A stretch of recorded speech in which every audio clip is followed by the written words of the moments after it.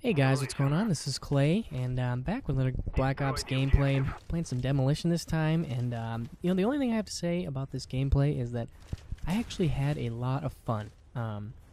Demolition, like I said, is one of my favorite game types in Black Ops, mostly because of the challenge. This was another game we were actually playing against a party. Well, I was just playing against a party. I never played with a party. I was just playing solo, and we split the first two games 1-1, this one that we're starting off with. Yeah, it was just a tough game. And, it was one of those games where you just kind of feel like you're really clawing and dying a lot. But you know what? The deaths don't bother me. Deaths never bother me. As long as we win, as long as we are at least attempting to win, getting close, that's what I really care about. So I was really happy with it, and actually go on a tear. So my thoughts was to plant A, to kind of get some traffic flowing that way, and then take B. Because if you're trying to come up on this ramp here up on the left, if we're trying to come up this ramp and they're all fortified up here, it's really hard to do it. So trying to use a little bit of trickery. So I got both bombs planted here, and then I just kind of tried to put my life on the line. I got flak jacket on, so I'm not worried about taking grenades.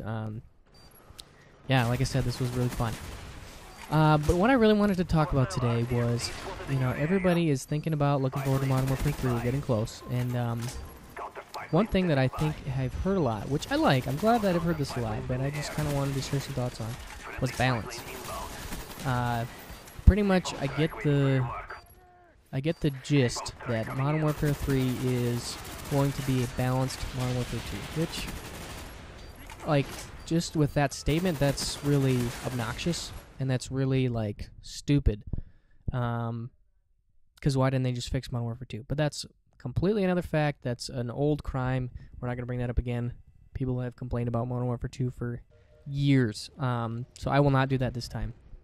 But what I do want to say is I want to look at why Modern Warfare 2 is imbalanced and why people complain about balance in general. So Modern Warfare 2 was imbalanced because you had things like Commando, you had things like noob tubing, and these were things that would kill you, and you had no way to stop it. There was nothing you could do to prepare for that, or it wasn't like you made a mistake, in like, oh, you just went to the wrong part of the map, or oh, you weren't prepared for this sort of thing to happen. It was completely out of your control, and that's what made it so frustrating. So you felt like you died for no reason. And Black Ops has been much more balanced. There's been much less complaints of imbalance. A little bit about the FAMAS being an overpowered gun, and I think that the biggest reason for why they nerfed it, or at least people complain about it, is because it makes it a little bit more boring. I mean, if it really is so clearly high and away such an overpowered weapon, then you're not going to use your guns, and that just makes the game a little more boring. Because part of the fun of Black Ops or of Call of Duty in general is using a lot of different weapons and strategies and them all being viable. But when it comes to balance, like on a deeper issue, like with noob tubes and perks, because one of the things that makes Call of Duty so great is the fact that it allows for customization. When Call of Duty first came out, it was contrasting with Halo. And Halo is all about, mano a mano. You have the same stuff I do. We all have access to the same weapons and power-ups. It is completely an equal playing field, and Halo is all about just out-skilling your opponent. Which, on some levels, with Call of Duty, that's why MLG strips down some of those customization options to make it more that way. But Halo is, it's in its essence is mano a mano. Who can play better right now? Let's do it.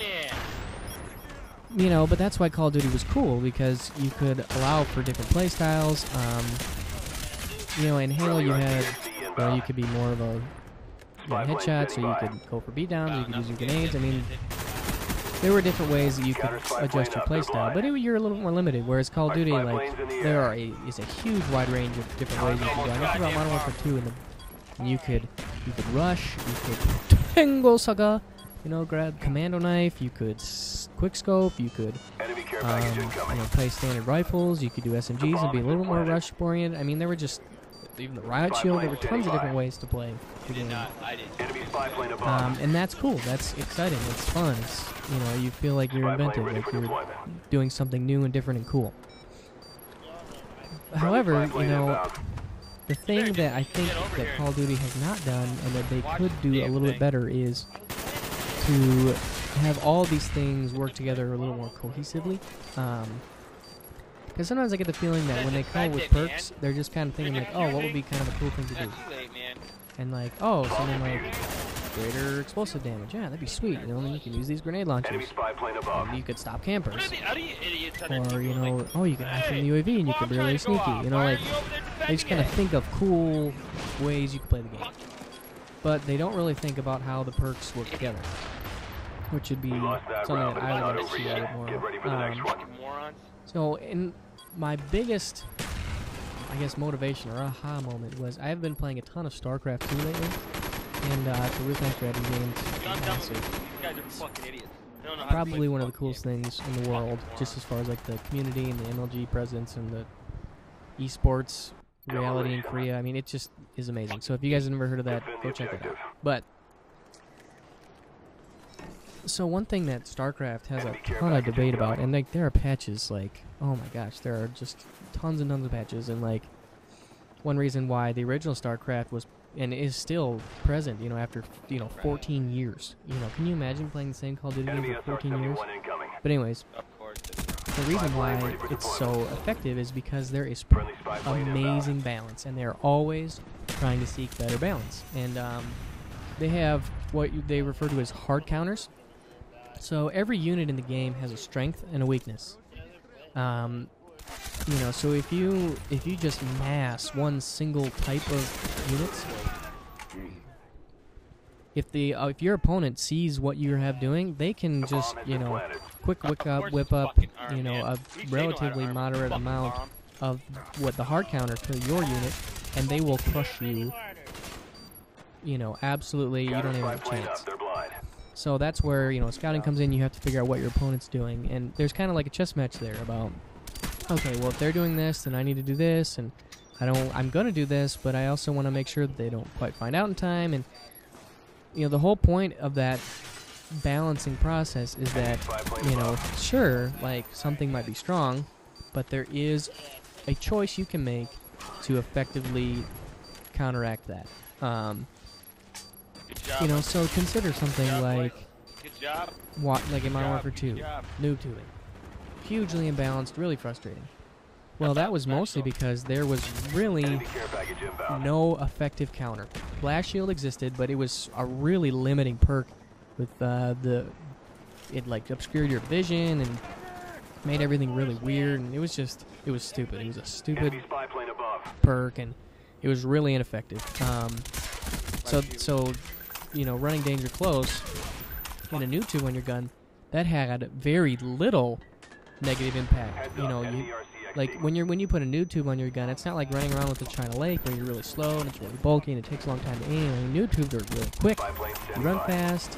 I mean, there's no negative. So I feel like that was the biggest reason why noob tubing was so unbalanced. Look at something like Ghost and Black Ops. I think that a lot of people who complain about it may have a legitimate claim, because really the only effective counter to Ghost is the SR-71, and that's a 7 kill streak, which you're countering a perk with a 7 kill streak. That to me does not match up. That's not. I mean, you have to work pretty hard to get a 7 kill streak. You have to be a pretty solid player. Whereas every single person in the game can start with Ghost. I can see why the argument is made there. So, you know, I would like to see that in Modern Warfare 3. You know, it kind of sounds like what they have trying to do is to take the powerful perks and split them up. You know, so like with Ghost, they split Ghost and Ghost Pro into 2 separate perks. Assassin and Cold-Blooded or whatever it is, I'm not even sure. But, you know, instead of that, make a better counter. Make another perk that allows you to see Ghost players and maybe add something else. I don't know, I'm not here to offer specific ideas, but just to take the whole concept of hard counters, you know, so something like noob tubing, sure, like noob tubing as strong as you want, but give it an effective hard counter. You know, something like, and one of the reasons probably why Black Ops noob tubing has been really not a problem was, well, because there's no danger close, so the damage done by the noob tubes isn't quite as bad. But you also have the resurgence of Flak Jacket, or the, you know, it was a much more effective perk than Blast Shield was. So it helps to balance noob tubing and explosive damage. And I mean, it just, to take that concept of hard countering and to use that in their perk system, in their kill streak system, I think that would be sweet, and that would add just another tactical element to the game. You know, I think that is one thing that you can do. That's one of the advantages of the customization.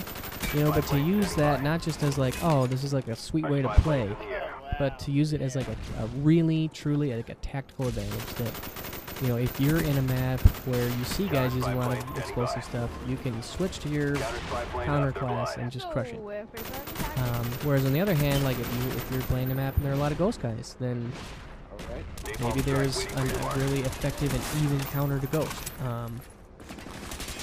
So yeah, those are my thoughts on balance. I'm curious to see how it works out in Modern Warfare 3. And you know, there are some other things to consider, and you know, it's interesting. I think YouTube will have an impact on Modern Warfare 3. It has been very interesting to see how the voice of the community, you know, when you have like somebody like Woody start to complain about something, like a lot of people hear that, just because there is this voice now that was not there before, and so I don't know. That's interesting, and I have my fingers crossed that Activision will actually patch their game, because I'm just gonna go ahead and say it. If they don't, and if you know, if they just pull Modern Warfare 2 all over again, that will be pretty frustrating. So yeah, I'm not sure what to exactly say there, but let's just hope that does not happen. Because yeah, that would be crazy, complete and utter craziness. But you know, this gameplay is coming to a close. We actually lost this second match that I posted. Yeah, demolition. It's crazy, but like I said, I had fun playing this game. My score wasn't the best. Died a lot. Kind of had a tough spot. This map is a tough one to defend both. But anyways, guys, that's my time. This has been Clay. I hope you have enjoyed my commentaries. Go ahead and leave me a comment, and I'll get back to you guys later. Thanks. Bye.